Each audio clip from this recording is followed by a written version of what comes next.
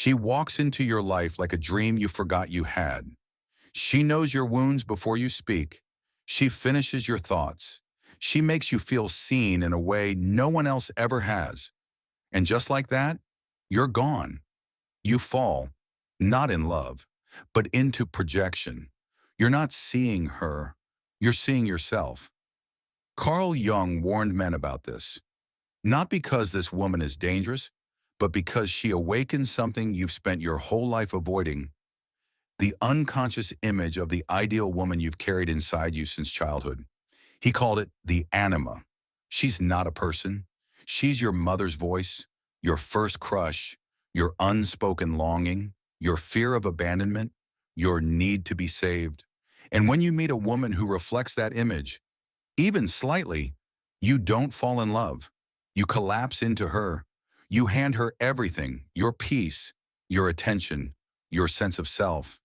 You make her the solution to your emptiness. But here's the truth Jung understood. The more you project your soul onto someone else, the less of it remains inside you. And eventually the woman leaves, or changes, or reveals she's human. And when she does, it feels like betrayal. But it was never her fault.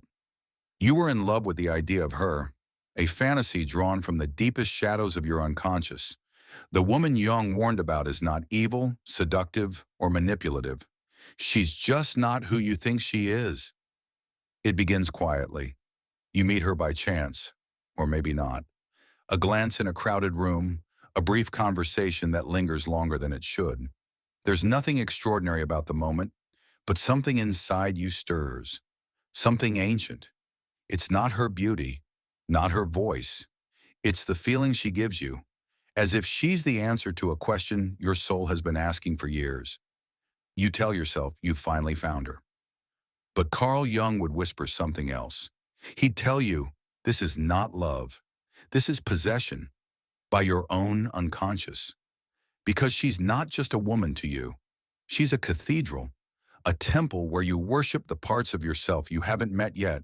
Your tenderness, your longing, your vulnerability, your need to be nurtured, your hope that someone will finally make you whole. And so you begin to shape her in the image of your anima, the internal feminine archetype Jung said lives within every man. The anima is not bad. She's a bridge to your deeper self. But when she is unconscious, she becomes a lens that distorts every woman you meet. You don't love her.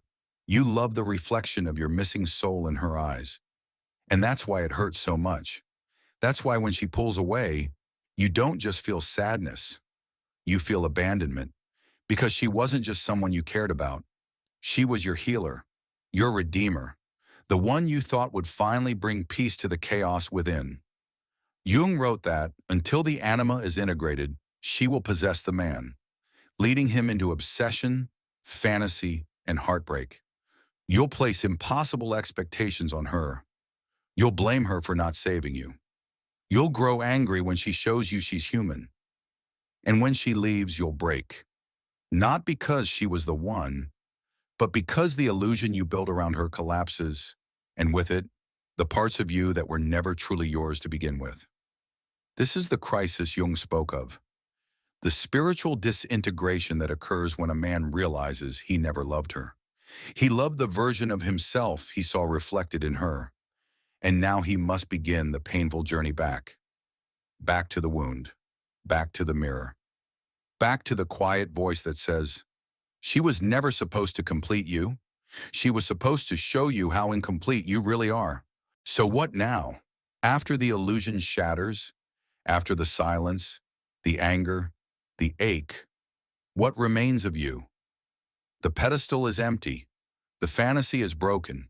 The woman you worshipped has returned to the ground, and you are left staring at yourself with nothing to hide behind. This is the moment Jung knew would come. The collapse is not the end. It's the invitation to walk into the forest you've avoided, to turn away from the projection and toward the source. The anima, that mysterious internal image of the feminine, was never meant to stay in the shadows. She's not your savior. She's your guide. But first, you must call her back. You must retrieve the parts of yourself that you gave away too easily. the emotional presence you assign to someone else, the warmth, the forgiveness, the understanding, the softness you thought didn't belong to a man. All those pieces you found in her, they were always yours. And Jung believed that true wholeness only begins when you stop searching for your soul in someone else's eyes. So how do you reclaim it? Slowly, painfully, honestly. You begin by observing your thoughts. Every time you idealize someone, pause. Ask yourself, what am I seeing in her that I've lost in me? Is it warmth? Is it creativity? Is it a sense of mystery or softness or inner peace? That's not her power over you. That's the anima reaching out. A whisper from the soul saying, this is what you've forgotten. Come find it within. Jung didn't offer step-by-step techniques. He offered a journey, a descent into the underworld of your own psyche, where the woman you love becomes a symbol, not of what you've lost, but of what you've yet to claim. And yes, it hurts, because to see clearly is to lose the beauty of the lie. It means accepting that she was never going to heal you, that her love was never going to make you whole, that the life you thought you could have with her, the way she made you feel, was always borrowed from yourself. But what happens when you take it back? When you walk through grief not as a victim, but as a man reclaiming his soul? You begin to change. Your love becomes less desperate. Your presence deepens. Your need to be saved fades into a quiet strength. You stop chasing women who make you feel alive, because you've built that fire inside. You stop falling for the chaos, the mystery, the intensity, because you've met your own emotional depth and don't need it performed for you anymore. You stop being afraid of love because you no longer confuse love with escape. Jung called this the process of individuation, the gradual unfolding of the true self, and the anima, when no longer projected onto others, becomes your greatest ally. She inspires. She creates. She opens the door to intuition, to beauty, to connection. But not until she stops possessing you. Not until you sit alone, in the stillness of your own being, and say, I will no longer seek in another what I have refused to nurture within myself.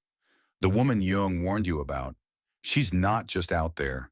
She lives in the unlit parts of your soul, wearing the face of whoever you're trying to make complete you.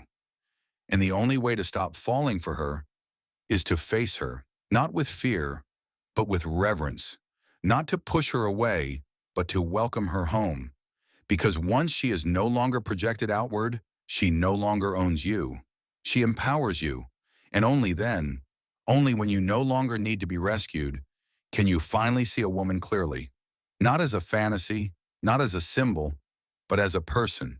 Free to love, free to leave, free to simply exist, just like you. There's a moment, after the anger, after the heartbreak, after the soul's quiet unraveling, when you stop asking why she left, and you begin to ask something far more terrifying. Why did I abandon myself? That's the question Jung wanted you to reach. Not why do women hurt me? Not why do they always leave? But why did I make her the center of my universe in the first place? It's a question that can't be answered in words. It's answered in the silence that follows the collapse. In the weeks where you're alone with no one to impress. In the nights where your bed feels too big for your mistakes. In the moments when you see couples on the street and feel like a stranger to the entire idea of love. But that's where the real work begins. That's where you meet the part of you that has been waiting your whole life to be chosen. Not by a woman, but by you. Carl Jung didn't say you must destroy the anima. He said you must befriend her.